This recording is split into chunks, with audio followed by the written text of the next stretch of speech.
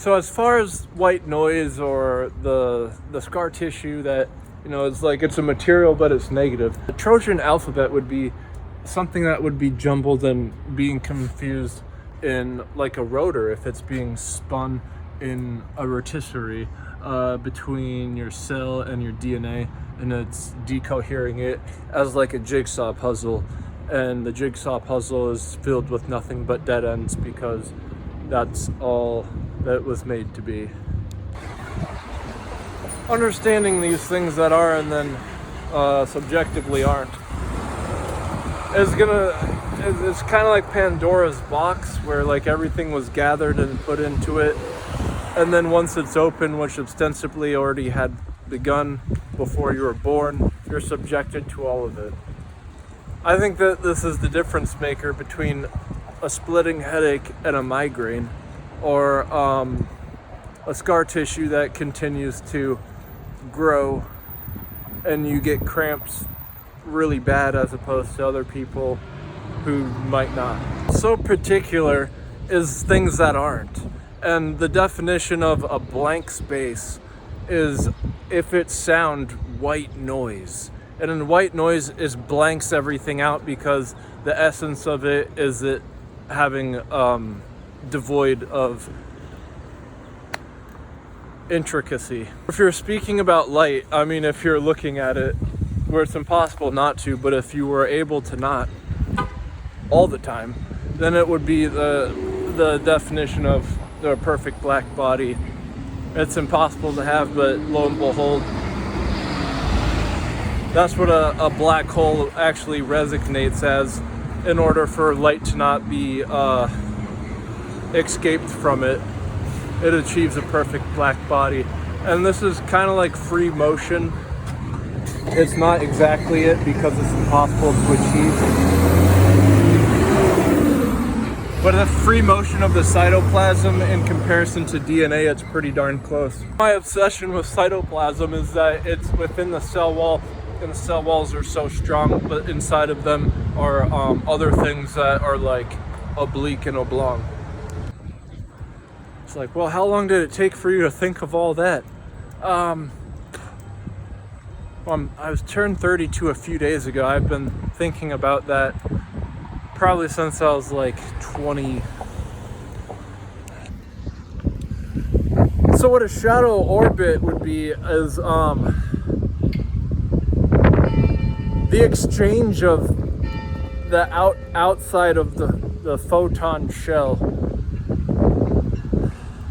The exchange of what?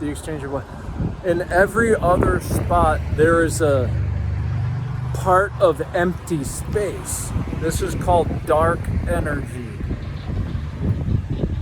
And what a shadow orbit would entail is one electron spinning of the other direction. Now, if you know a bit about science, the Pauli exclusion principle states that every electron being next to one electron has to be spinning in its opposite direction. But if there was one fantastic electron that you could give a definite allocation to, it would spin that of the other direction. That of the other direction can only be defined if a photon shell has one photon that has been chosen, and so that all the photon packets together equal one square. This would be an annihilation patch. If all the photons were together making one square, it would be an annihilation patch. This annihilation patch would give a direction to an electron spinning of the other direction.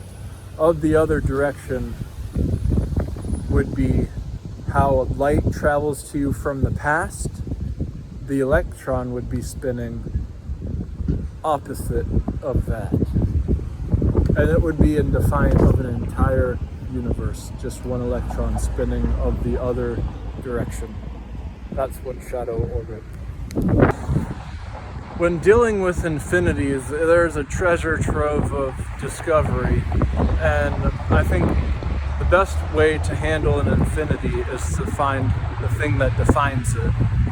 The speed of light is infinity because you can never quite be on it clearly, because it is, for one thing, massless. So it's already something that we're unfamiliar with. The only moment that we would ever experience the feeling of weightless would be upon being born, where the electrochemical interaction between a sperm and an egg would have a magical moment, and you would have your soul be intertwined between the two. That's why I'm so fascinated with cytoplasm and DNA strand, was because I think that would be the dividend between the two, is the soul, where some people would just say consciousness instead of soul because they don't feel comfortable being religious. In any case, that would be one moment where the speed of light, I think, would be like an operator to you being put into that prone position. That prone position, you would, or everyone would have that position until the dream state, where people fall asleep and sometimes they feel like they're flying. Other times people have done yoga and felt their selves leave their body. I've done that. And then of course, when you overdose on drugs, like the guy from Motley Crue who plays bass, who did heroin, and he said Slash helped him, and he saw his body as he was being carried into a bathtub by Slash, as he was outside of his body, and could recall a near-death experience. And a death experience where they used to weigh bodies and see how much the mass would change if the soul left the body after the moment that someone died, and they could never measure a weight difference, simply because, like I said earlier, the idea of your consciousness being a part of the speed of light, while light exchanging would succumb to zero difference in a weight.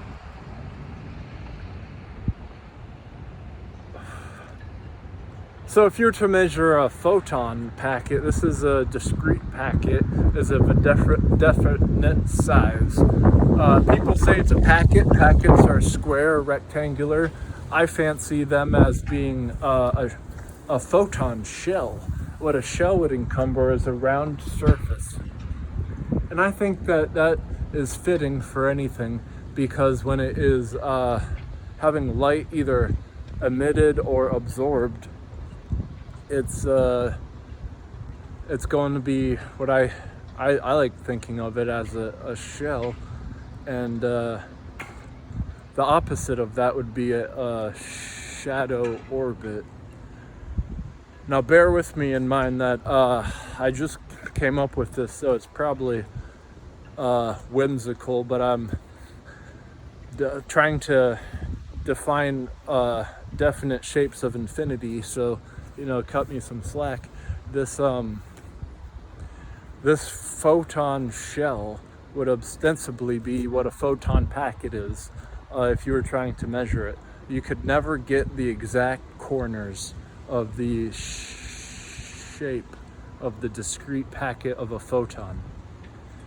It's really interesting because all the photons would be different discrete sizes, and I think if you put all of them together, it would just be one square instead of a whole bunch of different sized rectangles. And that's so interesting because the different size rectangles all equaling up to be one square, where if you would take one square and rotate it 360 degrees, you would have yourself the derivative of every single point around a circle. And this would be infinite many points, but it would be definite nonetheless. Sine and cosine together make up a unit circle of a derivative of an entire square being rotated about a circle, the corners of it would hit every single infinity point around a circle, which is a sine and a cosine together. So why I brought that to your attention is the photon shell would of course be a circle, and you would only be able to see that if you could see one discrete packet fully. And that's why I don't think that that's possible, because it's moving at the speed of light and it's massless. Two things that we can never do. But if you could, I think that you would see like the string of an atom fully enveloped inside of an electron on the outside of the atom. Being as a crystalline structure, the string with the crystalline being a definite amount of cuts in it, like a diamond has cuts, but this crystalline would be so spectacular that it would make up an infinite amount of little cuts, but there would be a definite amount. So it's, you know, with infinity, you're saying, well, you're doubling down and saying there are two things at once. Precisely the point, because an electron is at infinite many points, but it would be definite because the string within the atom, given the fact that quarks are made up of strings, would be one string acclimated to the infinite amount of electrons.